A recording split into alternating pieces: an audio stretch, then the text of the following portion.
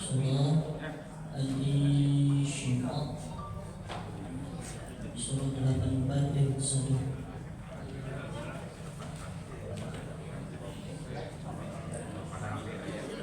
Surah Al-Insyiqaq, surah 84 ayat 1.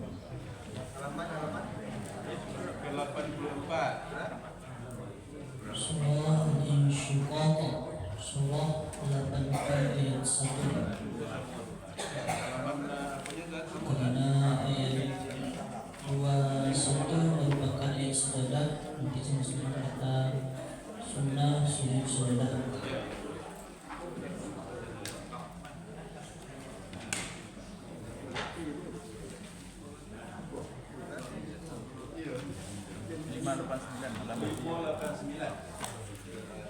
Halaman 589.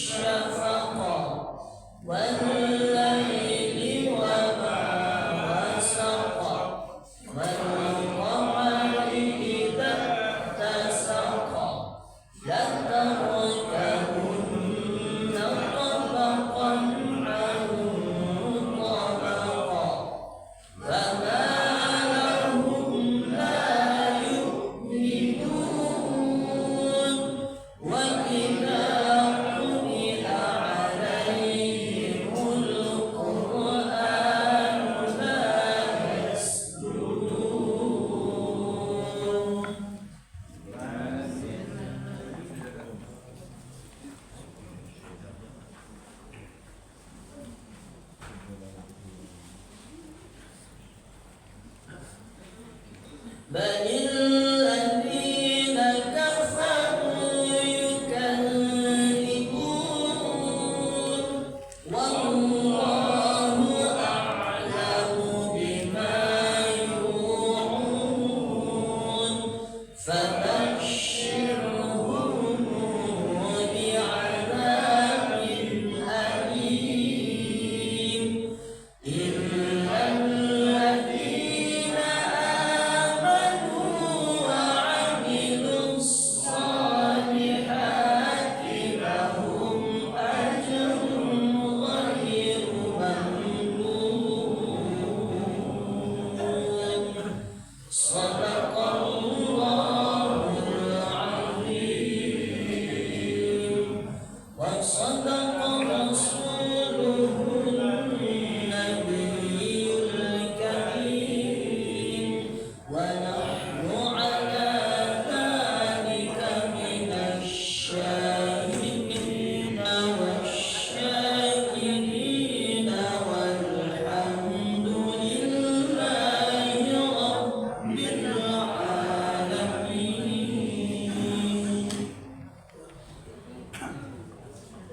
Terjemahan surat Al-Insyikak ayat 1 sampai dengan 25. Aku berlindung kepada Allah dari godaan setan yang terkutuk. Dengan nama Allah yang Maha Pengasih, Maha Penyayang. Orang-orang mukmin menerima catatan amalnya di sebelah kanan dan akan menerima pemeriksaan yang mudah. Ayat 1. Apabila langit terbelah dan patuh kepada Tuhannya dan sudah semestinya patuh, dan apabila bumi diratakan dan memuntahkan apa yang ada di dalamnya dan menjadi kosong, dan patuh kepada Tuhannya dan sudah semestinya patuh. Wahai manusia, sesungguhnya kamu telah bekerja keras menuju Tuhanmu, maka kamu akan menemuinya. Maka adapun orang yang catatannya diberikan dari sebelah kanannya, maka ia akan diperiksa dengan pemeriksaan yang mudah. Orang-orang yang durhaka menerima catatan amalnya dari belakang dan akan dimasukkan ke dalam neraka. Ayat 9 sampai dengan 15. Dan dia akan kembali kepada keluarganya yang sama-sama beriman dengan gembira. Dan adapun orang yang catatannya diberikan dari sebelah belakang, maka dia akan berteriak, celakalah aku, dan dia akan masuk ke dalam api yang menyala-nyala, yaitu neraka. Sungguh, dia dahulu di dunia bergembira di kalangan keluarganya yang sama-sama kafir. Sesungguhnya dia mengira bahwa dia tidak akan kembali kepada Tuhannya. Tidak demikian. Sesungguhnya Tuhannya selalu melihatnya. Manusia mengalami proses kehidupan tingkat demi tingkat. Ayat 16 sampai dengan 25. Maka aku bersumpah demi cahaya merah pada waktu senja, demi malam dan apa yang diselubunginya, demi bulan apabila jadi purnama. Sungguh akan kamu jalani tingkat demi tingkat dalam kehidupan. Maka mengapa mereka tidak mau beriman? Dan apabila Al-Quran dibacakan kepada mereka, mereka tidak mau bersujud.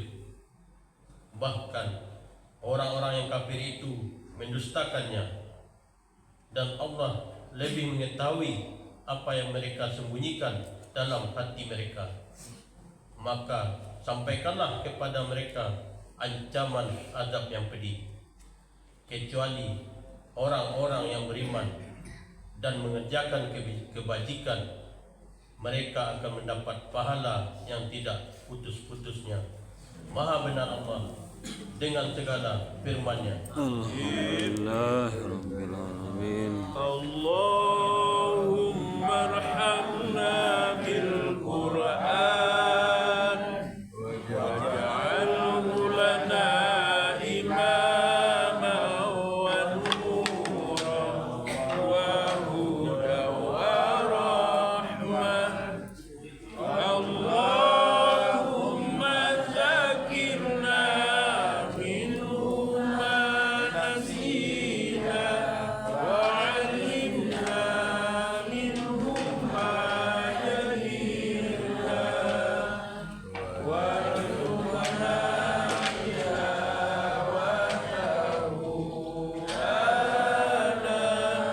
الليل وأطراف النهار واجعله لنا حجة يا رب العالمين.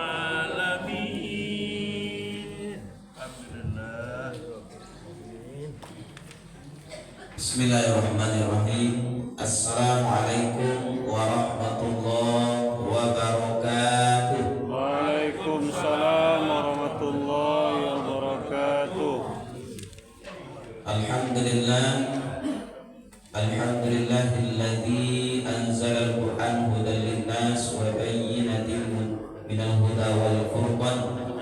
Asyhadu an la ilaha illallah wa asyhadu anna Muhammadan abduhu wa rasuluhu la nabiyya ba'd. Pertama dan utama sekali, marilah kita mengucapkan puja berserta puji syukur kehadirat Allah yang mana pada subuh kali ini kembali kita diberi oleh Allah nikmatnya, rahmatnya beserta karunia-Nya, sehingga pada subuh kali ini kembali kita bisa melaksanakan aktivitas kita sebagai umat Islam, yaitu melaksanakan sholat subuh secara berjamaah.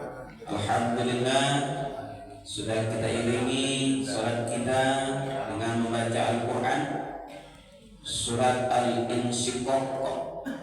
Alhamdulillah dengan Al-Quran baru. Alhamdulillah ada 3 Quran baru. Mudah-mudahan dengan semangat kita untuk membeli Quran baru, mudah-mudahan lebih semangat lagi kita dalam membaca Al-Quran. Amin, amin ya rabbal alamin. Amin. Salawat dan salamnya kita utuhkan kepada baginda Rasulullah sallallahu alaihi wasallam dengan lafaz Allahumma salli ala Muhammad wa ala ali Muhammad. Bapak-bapak, ibu-ibu, jemaah sunnah barokah yang dimuliakan Allah, sama-sama kita hormati Bapak dan Ibu pengurus Masjid Baitur Rahim, Musholla Nurul Ikhlas, Musholla At-Thaibah, kemudian Bapak-bapak, Ibu-ibu, jemaah subuh mubarakah yang dimuliakan Allah, dan teristimewa Buya kita yang akan menyampaikan ilmu di hadapan kita bersama, berbagi ilmu pada subuh kali ini. Mudah-mudahan ilmu yang diberikan oleh beliau nanti bisa kita amalkan dalam kehidupan kita sehari-hari. Alamun itu sebuah beliau. Tapi lo pengen Baik, untuk mempersingkat waktu, langsung saja kepada Buya Siril Firdaus MAG dipersilakan.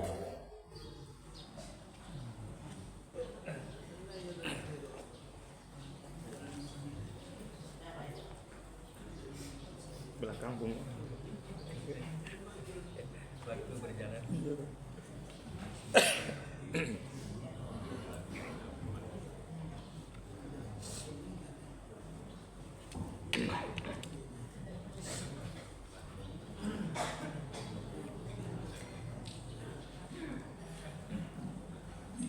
Bismillahirrahmanirrahim. Assalamualaikum warahmatullahi wabarakatuh. Waalaikumsalam warahmatullahi wabarakatuh. Alhamdulillahilladzi ahyana ba'dama amatana wa ilaihi nusyur. Asyhadu an la ilaha illallah wa asyhadu anna Muhammadan abduhu wa rasuluh la nabiyya ba'dah. Bapak-bapak dan ibu-ibu serta saudara-saudara, adik-adik dan anak-anak pengurus dan jamaah Masjid Baitur Rahim, Musholla Nurul Ikhlas dan Musholla At-Thaibah yang saya hormati, saya muliakan, saya sayangi dan saya cintai karena Allah Subhanahu wa taala. Puji dan syukur Mari kembali kita ucapkan kepada Allah Subhanahu wa taala atas segala limpahan rahmat dan nikmatnya kepada kita semua. Salawat dan salam kita doakan pula semoga senantiasa tercurah buat Nabi junjungan kita, yakninya Nabi besar Muhammad sallallahu alaihi wasallam. Allahumma sholli ala Muhammad wa ala ali Muhammad. Alhamdulillah, berkat izin dan rahmat Allah, jumpa lagi kita melalui kegiatan kajian subuh mubarakah di masjid yang kita cintai ini bersama saya Ustaz Cyril Firdaus MAG. Insya Allah setiap Sabtu kelima kalau tidak ada agenda lain. Pagi ini kuliah subuh kita saya sampaikan dengan judul antara harta, keluarga, dan amal. Antara harta, keluarga, dan amal. Tiga hal ini, harta, keluarga, dan amal itu yang paling dekat dalam kehidupan kita dan menjadi perhatian besar. Namun bervariasi perhatian orang terhadap ketiga hal itu. Ada yang lebih besar perhatiannya kepada amal, baru setelah itu keluarga, dan kemudian harta. Dan itu yang terbaik. Semoga semua kita yang seperti itu, Bapak. Amin ya rabbal alamin. Ada pula sebagian orang sama saja perhatiannya kepada amal, keluarga, dan harta. Itu biasa-biasa saja. Tapi ada pula yang lebih besar perhatiannya kepada harta, keluarga, dan sekedar saja kepada amal. Dan ini tentu sangat disayangkan. Saya awali dengan kisah. Pernah Rasulullah ketika beliau bersama dengan sahabat beliau yang lain bertemu dengan seorang anak muda. Anak muda itu diperhatikan Rasulullah sepertinya sedang bingung, lagi galau apa. Nah, Rasulullah menyapanya, wahai anak muda, ya Rasulullah, apa gerangan yang sedang ada dalam pemikiranmu? Kalau ada sesuatu, silahkan kamu minta kepada saya mau doakan apa kamu kepada Allah. Dan kamu tahu kan, doaku tidak akan ditolak oleh Allah. Tahu ya Rasul? Alhamdulillah, ini kebetulan sekali. Ya silakan, apa yang mau kamu minta untuk saya doakan? Baik ya Rasul, tolong engkau doakan kepada Allah agar aku diberi domba yang bisa berkembang biak menjadi banyak. Baik, akan aku doakan. Silakan, ada yang lain? Masih bisa ya Rasul? Ya masih, silakan. Tolong engkau doakan kepada Allah agar aku diberi unta yang subur, bisa berkembang biak yang banyak. Baik, akan saya doakan. Masih ada lagi? Masih ada ya Rasul? Iya, silakan. Apa yang mau kamu minta lagi untuk aku doakan? Ya Rasul, tolong engkau doakan kepada Allah agar aku diberikan harta kekayaan yang banyak, sehingga aku menjadi orang yang kaya, biar hidupku senang dan lebih berbahagia. Itu saja? Ya itu saja ya Rasul. Cukup ya Rasul. Baik, akan aku doakan itu semua.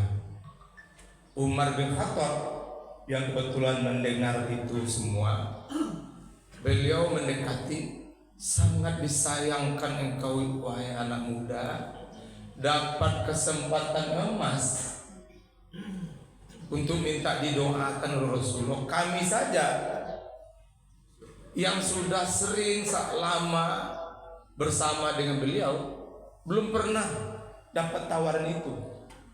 Belum pernah. Kamu sekali ketemu dapat tawaran minta didoakan, tapi malah yang kamu minta doakan hal-hal yang rendah, hal-hal yang remeh-temeh. Sangat disayangkan. Kenapa tidak engkau minta doakan ya Rasul? Bagaimana agar perjalanan hidupku ini baik-baik saja, sehingga nanti sampai akhir hayatku aku mendapatkan husnul khatimah. Tolong doakan ya Rasul. Dan kemudian setelah aku meninggal nanti, perjalananku berikutnya bisa selamat dari neraka. Tolong doakan ya Rasul. Lalu setelah selamat nanti dari neraka, aku mulus masuk surga. Bisakah aku berdoa kepada Allah, engkau doakan agar aku dapat tinggal sesurga denganmu? Kenapa tidak hal-hal seperti itu yang kamu minta doakan? Sayang sekali, ya kan? Dan Rasulullah memang mendoakannya dan dapat pemuda itu seperti itu. Tapi itu tidak ada artinya dalam kehidupannya setelah itu. Barangkali kalau Rasulullah masih hidup saat ini dan beliau ajukan pertanyaan yang sama kepada anak muda sekarang, seperti Umar bin Khattab tadi kah anak muda sekarang, atau sama juga dengan anak muda tadi? Kira-kira mana Pak Ibu? Perkiraan kita mungkin sama juga ya. Barangkali jangankan anak muda, orang tua pun masih seperti itu juga, nah kira-kira bisa jadi juga banyak yang seperti itu gitu kan. Nah,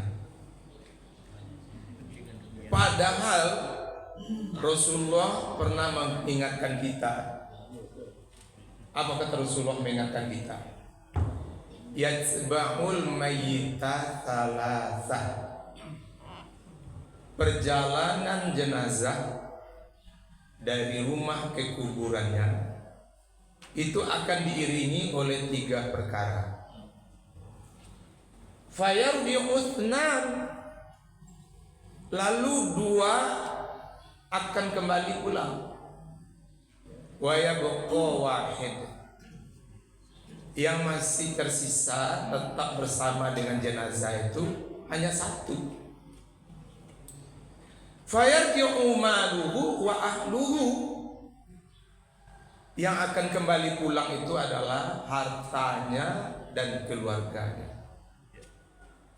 Wa yabqa amaluhu, dan yang masih tersisa tetap bersamanya ikut ke dalam kubur hanyalah amalnya. Harta tidak bisa dibawa, keluarga tidak mau lagi ikut. Yang masih mau bersama dengan jenazah itu sampai ke kubur hanyalah amalnya.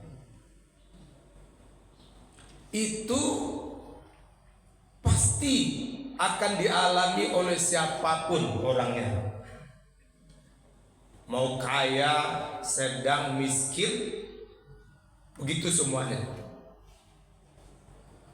Bahkan sekaya apapun seseorang, ketika dia meninggal, hanya sebatas 3-5 lapis kain kafan saja yang dibawa, yang dipakai. Pakaian yang masih bagus-bagus, mahal-mahal, itu tidak lagi dipakai. Kendaraan yang berhasil dia beli dipakai untuk mengangkut keluarga, sanak famili, mengantarkan jenazahnya ke kuburan. Tapi selesai pemakamannya, kendaraan itu semua dibawa lagi pulang. Keluarga yang selama hidup kita habis-habisan mencurahkan segalanya untuknya. Bahkan apapun yang kita jalani dalam hidup ini, mencari harta dan sebagainya, lebih sering alasannya untuk keluarga. Tapi setelah kita meninggal, keluarga yang kita sayangi ini, yang kita habis-habisan untuknya, mereka masih hidup. Ketika kita masuk kubur, mereka tidak ada yang mau ikut kita lagi. Kalaupun mereka menangis sejadi-jadinya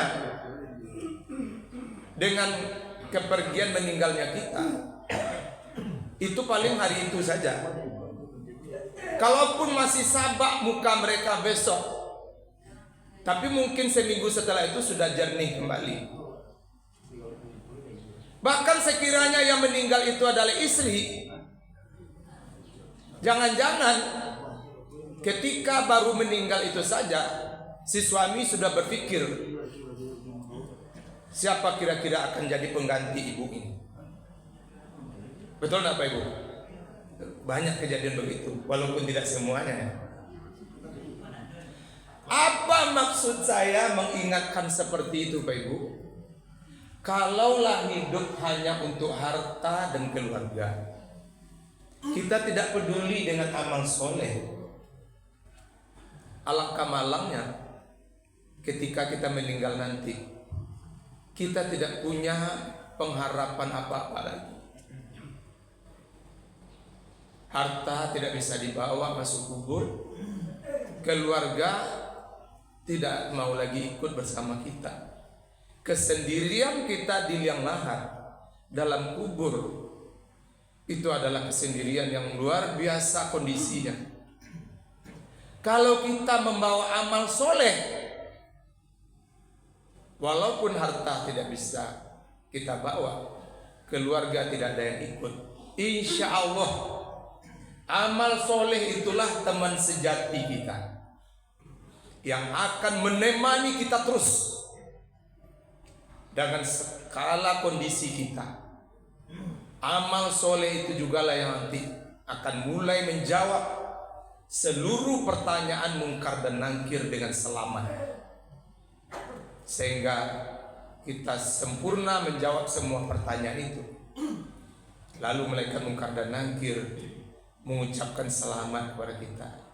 Salamun alaikum, selamat atasmu ya, kamu memang tercatat orang yang baik-baik ya. Dan kemudian Allah memerintahkan, wahai malaikatku mungkar dan nakir, silakan kalian bangunkan untuk hamba-Ku itu kuburnya menjadi taman surga. Buat dia sesenang mungkin beristirahat di alam barzah.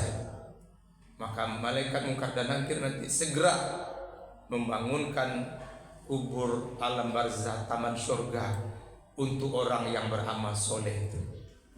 Semoga itu termasuk semua kita nanti Pak Ibu. Amin ya rabbal alamin.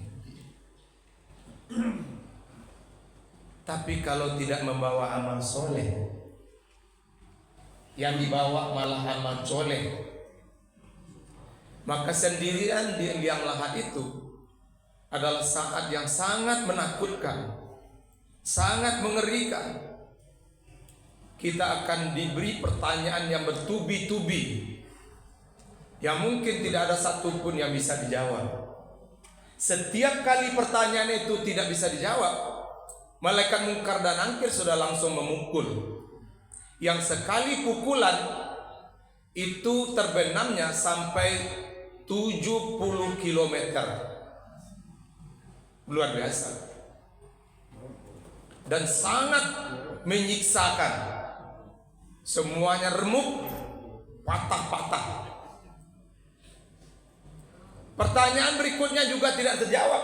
Diberi lagi hukuman pukulan seperti itu. Dan jenazah itu sangat histeris, berteriak, menangis ketakutan. Tapi tidak ada yang mendengar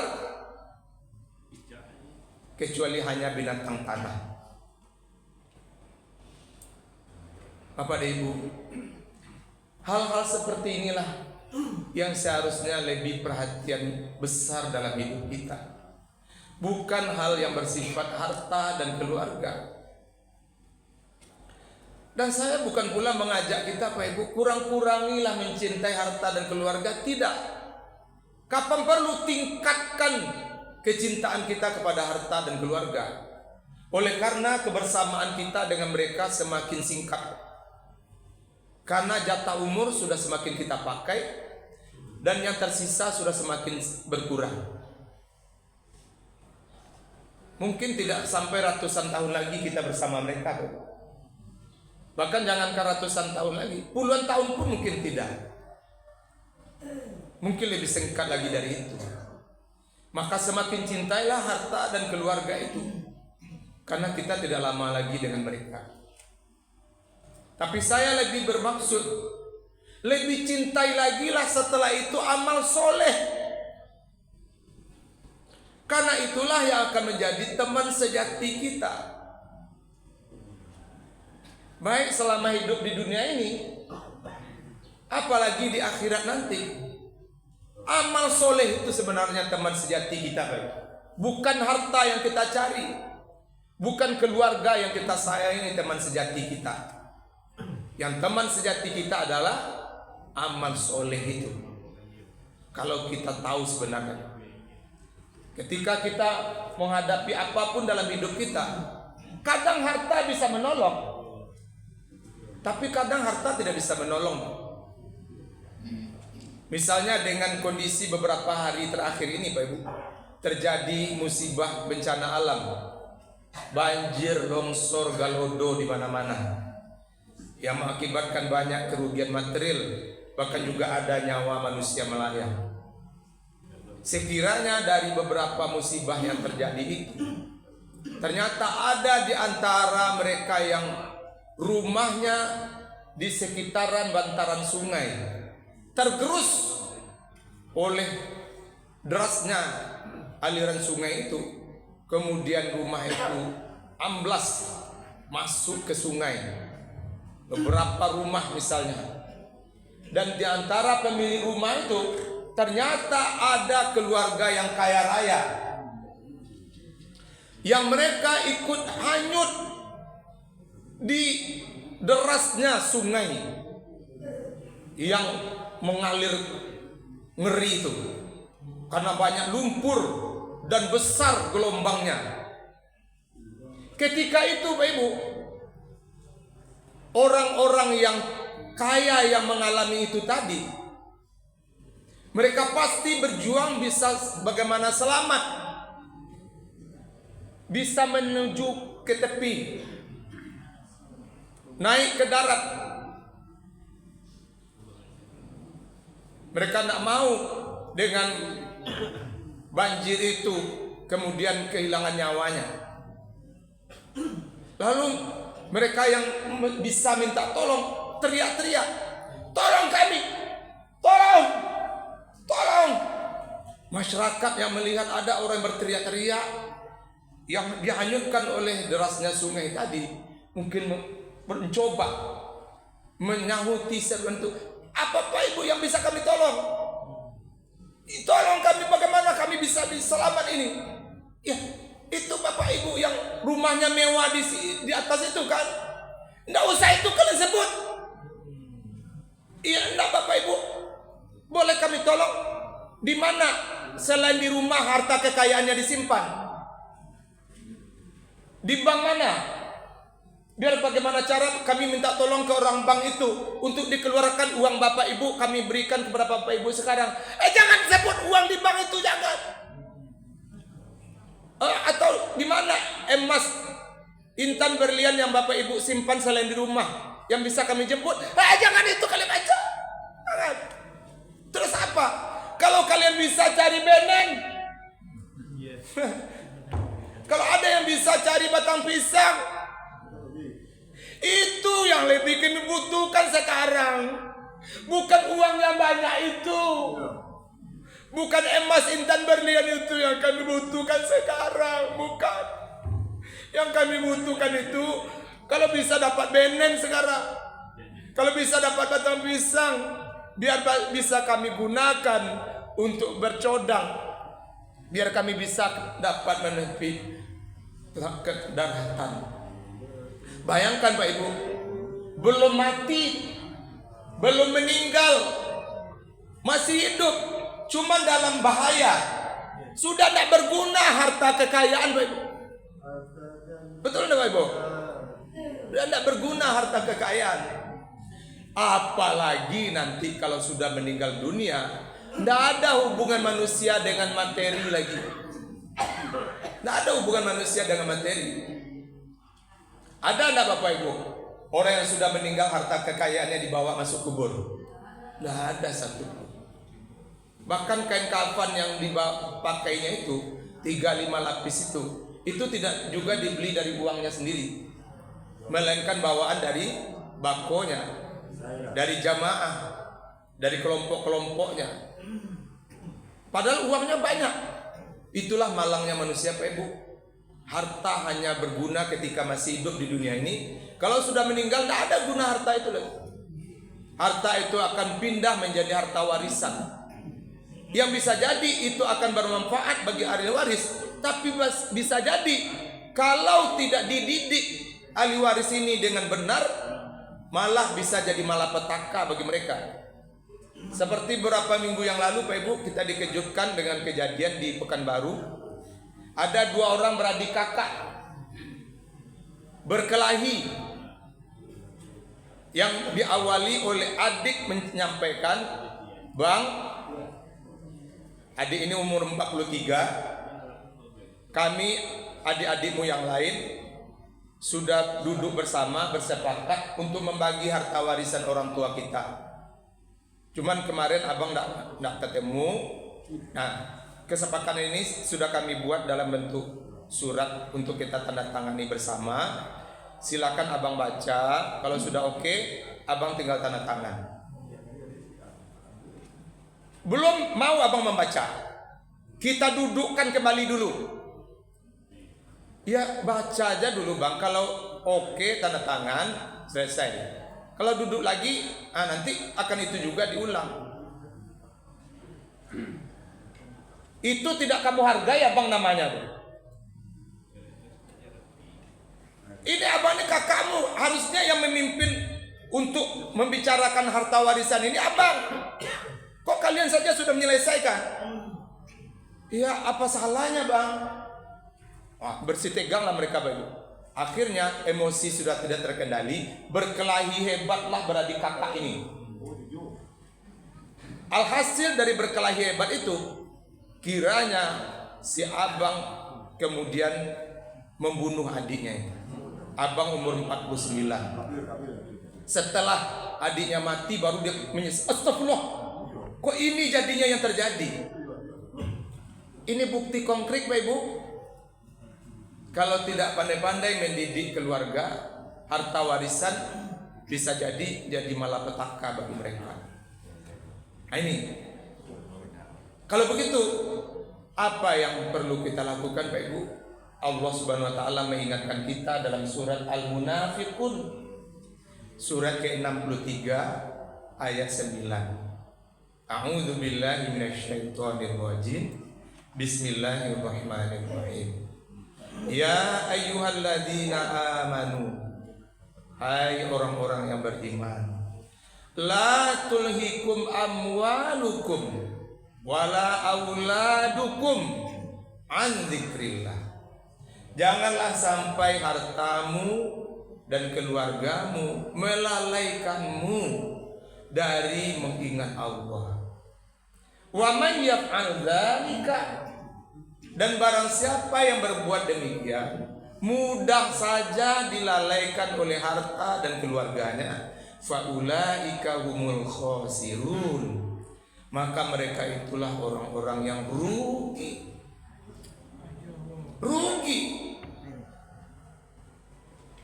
Punya harta, keluarga, tapi malah melalaikannya dari mengingat Allah. Padahal harta dan keluarga itu pemberian Allah juga, titipan dari Allah, amanah dari Allah. Harusnya mereka bersyukur kepada Allah, lebih ingat kepada Allah. Tapi kok malah dilalaikan oleh harta dan keluarga itu. Maka Allah mengingatkan di sini, jangan sampai. Nah, kita ayo baik, jangan sampai kita dilalaikan untuk mengingat Allah oleh harta dan keluarga kita. Yang dilalaikan itu bagaimana? Misalnya dalam mengerjakan sholat 5 waktu setiap hari, dia lengkap sholat 5 waktunya, kelimanya setiap hari. Cuma dari segi waktu itu jarang di awal waktu, sudah di pertengahan waktu baru ada dia sholat. Kadang sudah dekat-dekat mau habis waktu sholat, baru buru-buru mengerjakan sholat. Kadang-kadang saja di awal waktu itu rugi. Kenapa rugi? Walaupun sholatnya lengkap, karena kata Rasulullah apa? Sholatul afdolu sholati fi awali waktiha. Seafdol sholat adalah di awal waktunya. Berarti kalau sholat di pertengahan itu tidak sholat afdal lagi. Sah sholatnya kalau masih di waktu, tapi sudah lewat waktu afdal. Rugi tidak tuh Pak Ibu? Rugi. Jadi kalau ada orang yang sudah masuk waktu sholat masih santai-santai juga, masih juga sibuk mengurus ini dan itu rugi itu. Lewat waktu afdal. Dan termasuk rugi orang yang tidak ada keinginan sholat berjamaah. Kok rugi? Karena kata Rasulullah apa? Sholatul jamaati afdalu min sholatil fazdi bisab'i wa ishrina darajah. Sholat berjamaah lebih utama daripada sholat sendirian 27 derajat. Bayangkan betapa beruntungnya orang yang sholat berjamaah. Dia kerjakan sholatnya berjamaah dapat 27. Padahal kalau sendirian berapa? Cuma 1. Berapa dapat untungnya kalau berjamaah Pak Ibu?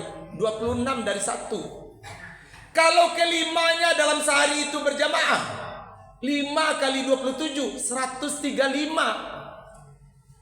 Bandingkan dengan seseorang yang kelimanya lengkap juga, tapi kelimanya cuma sendirian aja. 5 kali 1 5. Berapa jauhnya untung orang yang sholat berjamaah terus dengan orang yang 5 waktunya sendirian terus. Rugi orang yang tidak berjamaah. Orang yang tidak berjamaah saja sudah rugi, apalagi orang yang sendirian saja tidak di awal waktu. Bagaimana dengan orang yang Pak Ibu, jangankan berjamaah, 5 waktu pun tidak lengkap. 5 waktu cuman sehari semalam, tidak juga lengkap. Pada awalnya sholat yang diwajibkan itu diterima oleh Rasulullah dalam perjalanan Isra Mi'raj. Awalnya berapa Pak Ibu? 50 kali sebenarnya. Untunglah dengan kearifan dan kebijaksanaan Rasulullah, dengan dapat pertimbangan dari nabi-nabi sebelumnya juga. Kemudian beliau memohon kepada Allah, umatku kecil-kecil, lemah-lemah, tidak kuat mereka segitu ya Allah, bisa tidak dikurangi? Dikabulkan permintaan Rasulullah, dikurangi bolak-balik, Rasulullah minta kurangi sampai tinggal 5 lagi. 5 pun itu ada juga umat beliau yang tidak lengkap mengerjakannya. Itu tidak rugi lagi. Itu sudah secelaka orang. Kira-kira ada nak umat kita yang melalaikan sholat tadi baik? Banyak.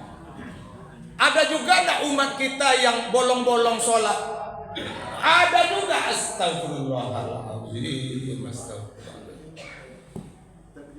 Ya. Ini mohon maaf Pak Ibu, 2 minggu yang lalu saya pulang dari ceramah Bukit Tinggi sampai di simpang asrama haji. Rumah saya kan di belakang dekat asrama haji. Saya naik ojek. Waktu naik ojek itu saya sapa tukang ojek itu, "Dek, iya Ustaz." Lain tak bawa sahabat tanya, "Ndak baru Ustaz, betul Ustaz." Lain tak tinggal sholat. Itu loh Ustaz, Lun Tagara loh Ustaz. Langsung lain tak bawa Ustaz, nasihati ya Pak. Ndak bawa Ustaz, labara umum. Latigo limo Ustaz. Labak keluarga terang Ustaz kan. Allah Ustaz lah punya anak. Allah Ustaz latigo. Alhamdulillah latigo. Nanti go tuh berapa umur mereka gini tuh. Dia masih balita ketika berustad. Oke lah.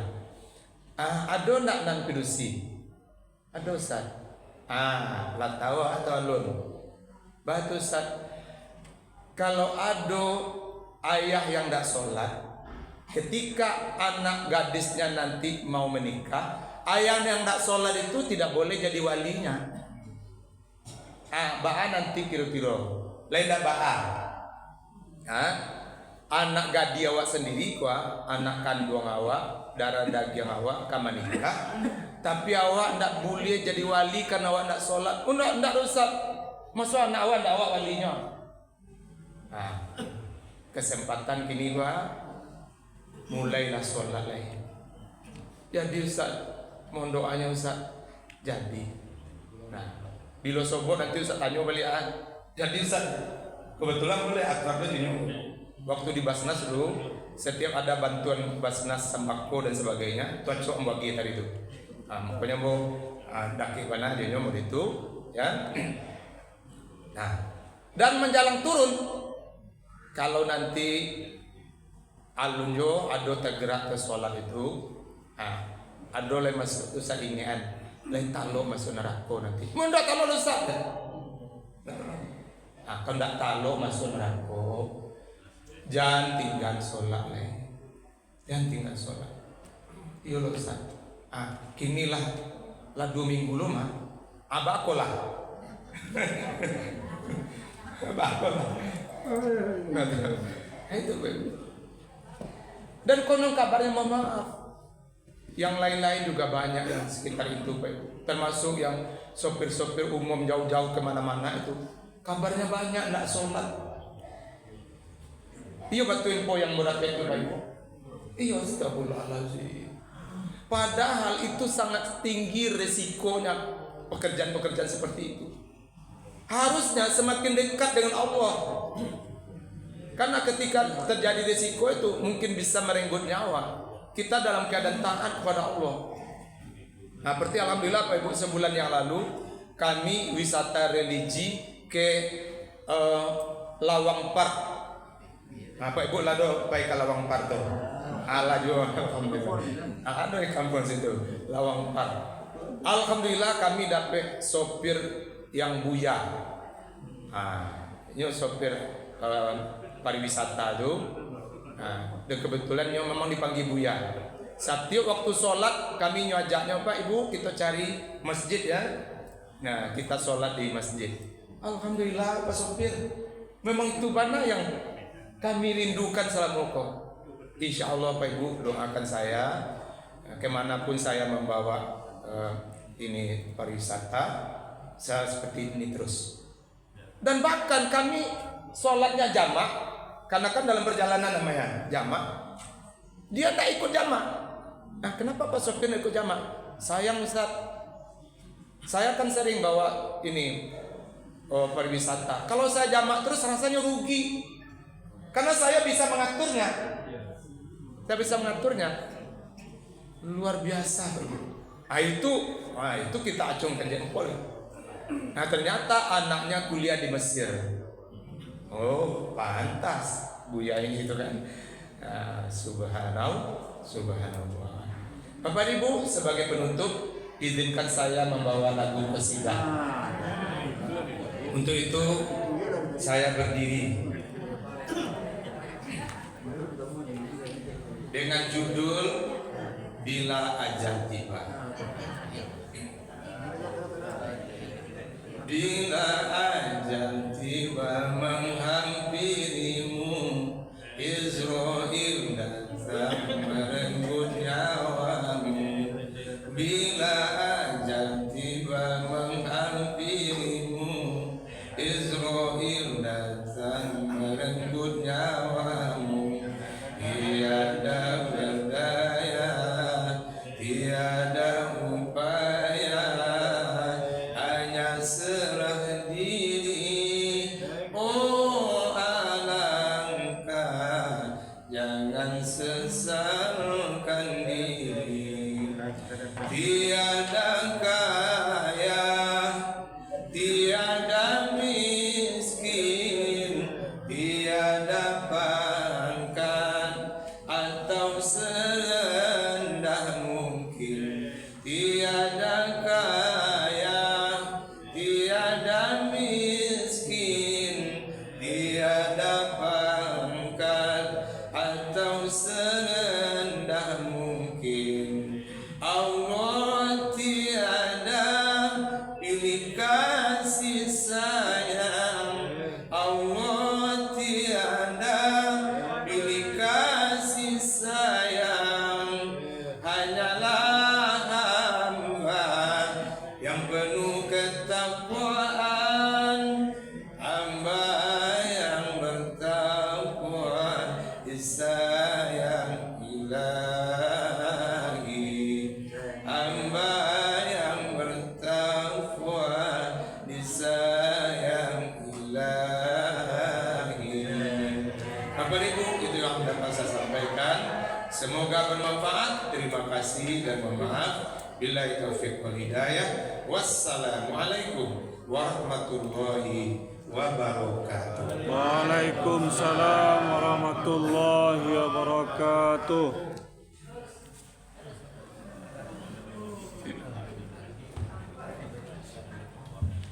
Baik Bapak dan Ibu, terima kasih kita ucapkan kepada ustaz kita yang sudah menyampaikan di hadapan kita bersama.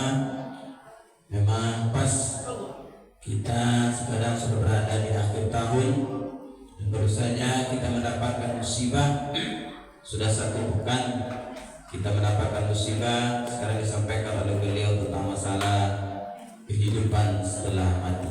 Maka daripada itu mudah-mudahan ilmu yang disampaikan oleh beliau tadi bisa kita pahami dan bisa kita amalkan dalam kehidupan kita masing-masing. Bapak dan Ibu, nyawa itu tak pandang bulu. Karena dia jatuh, tumbang pun jatuh. Sama dengan kejadian satu pekan ini, rasanya tak mungkin rasanya meninggal, tak mungkin kalau dijemput di Allah. Ternyata datang musibah. Dari lubuk menturun sampai ke setebak bayi umur 5 tahun sampai. Itu tidak bisa kita bahas. Maka daripada itu, mari segera kita evaluasi, mari kita muhasabah diri kita sehingga kita bisa mempersiapkan kehidupan kita untuk masa yang akan datang. Kok mati itu aman hidup, tetapi setelah kematian itu ada kehidupan yang akan kita pertanggungjawabkan kehidupan kita sekarang. Bapak dan Ibu yang dimuliakan Allah, infak subuh kita pada subuh kali ini berjumlah Rp267.000. Rp267.000. Dan insya Allah tanggal 10 kita akan mengadakan khatam Quran. Tanggal 10. Karena tadilah sampai surah Al-Insyiqaq sekitar lain, kita akan khatamkan Al-Quran kita. Kemudian Bapak dan Ibu, mari terus kita bersemangat, mari terus kita cari ilmu untuk persiapan kehidupan kita yang akan datang. Dan insyaallah di Masjid Baitur Rahim malam nanti sudah maghrib dan malam besok akan kita lanjutkan pelajaran tahsin. Dan bagi para ibu terus kami ingatkan siapa yang ingin ikut silakan kita ikuti. Para ibu mungkin hanya itu bisa kita sampaikan. Bila kurang mohon maaf. Wabillahi taufiq wal hidayah. Wassalamualaikum warahmatullahi wabarakatuh. Waalaikumsalam warahmatullahi wabarakatuh.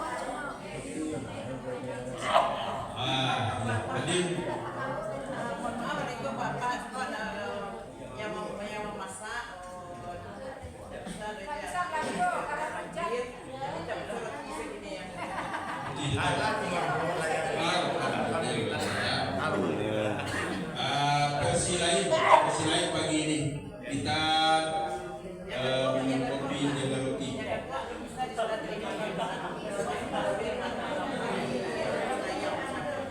Dan nanti mana? Dari yang 96.